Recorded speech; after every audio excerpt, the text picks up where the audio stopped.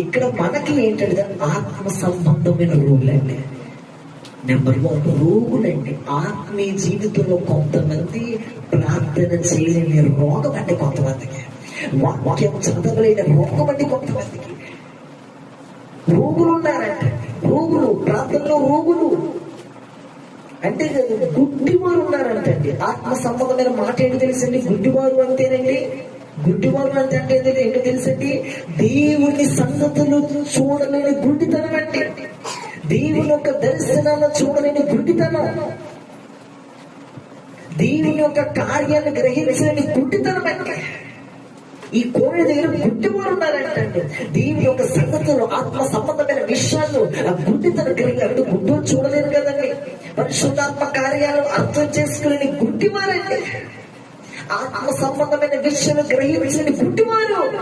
ఈ రోజు ఈ రాత్రి గుడ్డివారు బాగుపడుదురు గాక. బాగుపడలే మనమండి. మనం అందుకే ఈ రోజు ఈ రాత్రి వర్తమానం మనం దేవుడి సంగతులు గ్రహించలేకపోతున్నాం, దేవుడి సంగతులు చూడలేకపోతున్నాం, దేవుడి దర్శనాలు చూడలేకపోతున్నాం. ఎందుకు తెలుసా? గుడ్డితనం వచ్చేసింది.